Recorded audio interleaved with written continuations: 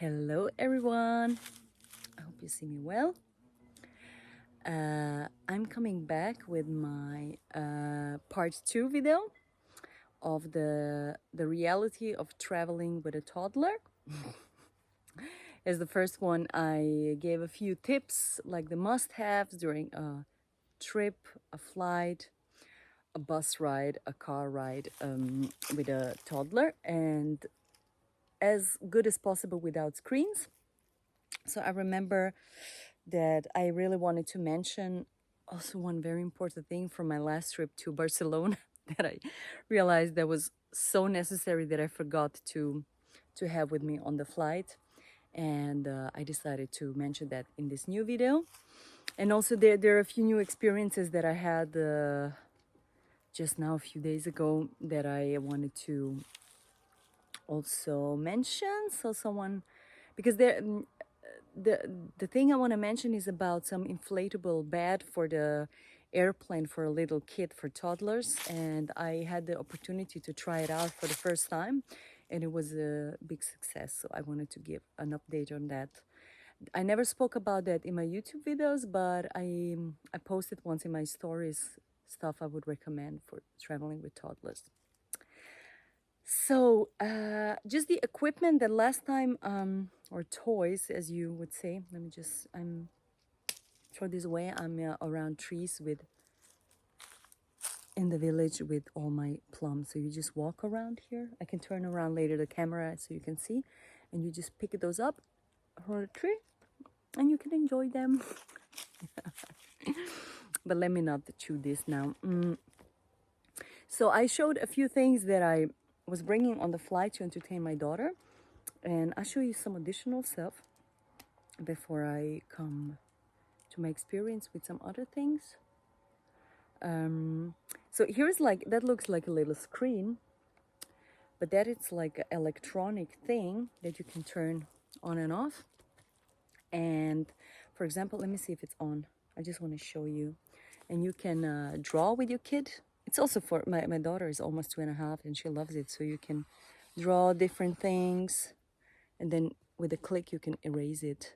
So for example, we put her little hand here and I was drawing her hand, or she asked me to draw all the animals she knew. So that was super entertaining for her on the flight, or also in the car ride. That's a long entertainment. Someone gifted us this one. I think they bought it online somewhere, but it's I don't know how you call it, like a little LED screen, erasable with a little pen.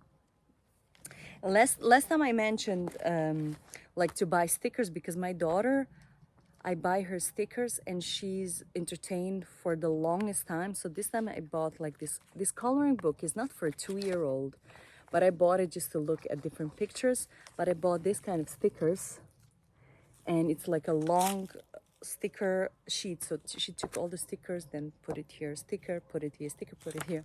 That was the longest. I realized for little kids stickers, of course, I watch them because my daughter she's very good now with getting in more or less what she should put in her mouth and what not. So I feel safe with her.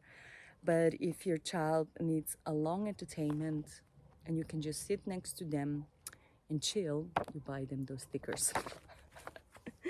What else did I bring here? Yeah, the new stuff I discovered on our last trip. We didn't really use it in the cars, but when you go to travel, we went to Greece with my family and we had dinner, and sometimes at a table with a little toddler, they're very active. And if you don't want to use screens or put them in front of a screen, what a lot of people do, I mean, I truly understand them, but that's not my preferable thing to do. I found this little Play-Doh kits with a little truck, and she can take a little piece of the Play-Doh, put it in here, and then here's a little form like with stars, and then she makes little spaghettis and stuff, and she was entertained with that. Like, I gave her food, she finished very quickly. We could enjoy our wine, our foods, and she was entertained with this for the longest period of time. So you can really enjoy your dinner on your vacation. That's really, like, my father, because we went with my family, he said that was the best investment that you ever did for your daughter. So she's super entertained. I think those are the additional things that I wanted to show you. But what I actually wanted to mention, the very first time, because I always take the stroller up to the airplane, and just when we have to enter the airplane, the crew takes the stroller to put it down there. And usually I have a carrier bag where you carry your child in front or in the back. So sometimes now I carry her as my backpack. If we're, for example, when we were in Zanzibar, that you cannot really use a stroller on the islands with sand where there are no proper streets. Not everywhere proper streets. So I carried her a lot, like a little backpack, and she loved that. And I also always take this carry-on or carrier bag. I don't know exactly the word in English. So when I go into the airplane, because sometimes, as I said, I travel alone with her, and I have a carry-on backpack. Sometimes, yeah, because last time I went to Barcelona, I had like a little carry-on a roller with me, and a backpack and my child. So this could be a little bit difficult to get all of the stuff at the same time by yourself in the airplane. Of course, you can always ask people to help you, but this time there's a bag. I left it for some. I was like, I don't really need that. I left it in the stroller and they put it down in the airplane. And that was the biggest mistake, because I never did that before. I always had this bag where I can put my child back there, and I have two free hands to carry other luggage. And this time I didn't do that. And guess what happened? She fell asleep on the airplane. And when we landed, she was still asleep. I didn't want to wake her up. And in Barcelona, on the airplane, that was the longest walk till I could get my stroller, like from where they also give out other luggage.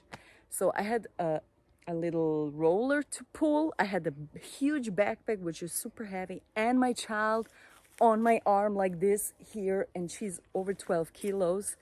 So I was like, what have you done? You always take this bag with you, and you just put her in here, you close it, you have two free hands, and you can just walk. And even if you have this little wagon on the airport, you just put your luggage on the wagon, she's here, and you can just pull it. But no, this time I cannot even push the wagon properly because I was carrying her.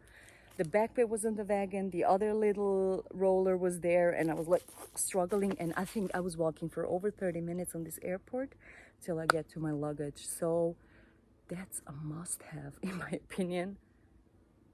Even if you travel with someone else, but if you travel alone with your toddler, I think even till they're up to 3, I don't know for how long you can carry your child in this thing. It says up to 15 kilos, this one that I have, but I think you can do it even longer. Because when they fall asleep, you carry them in this bag and you have two free hands. That's what I wanted to mention last time and I forgot. Yeah, the last thing, a while ago when I was flying to Tanzania, my daughter was there, not 2 years old yet, so she was sitting with me. But now she's over 2, so I pay her own ticket and she has her own seat. And I bought like inflatable mattress, a bed that you can use for the airplanes, for cars, for buses. It depends on which country you are with the cars. And I never used it in the airplane because when we flew last time, really long distance,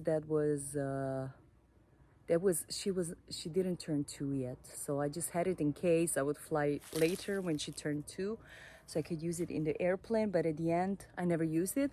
But this time when we were driving to Greece, we were driving through countries where there is not a big deal to use these kind of things, because also when you would travel with a bus, you don't have belts and stuff in certain countries. So I used it in the car because we were driving to the ocean for about 7-8 hours. We left very early, around 4 in the morning. So we calculated, so we had the most comfortable car ride with her. And we had this inflatable mattress. Of course, I was sitting between her chair, the kid's chair in the car, and this inflatable thing. It was not very comfortable for me, but we had a very peaceful ride because she was sleeping over 5 hours on this inflatable mattress. And as I said already, in those countries, even by the borders, that's no problem. And it's very safe. She has this little you know, they're in this inflatable bed and there is like protection around them. So it was very, very, very cool experience. So I thought maybe, I think this is even for smaller children. She was maybe also a little bit, she's a little bit long for her age, maybe, I don't know.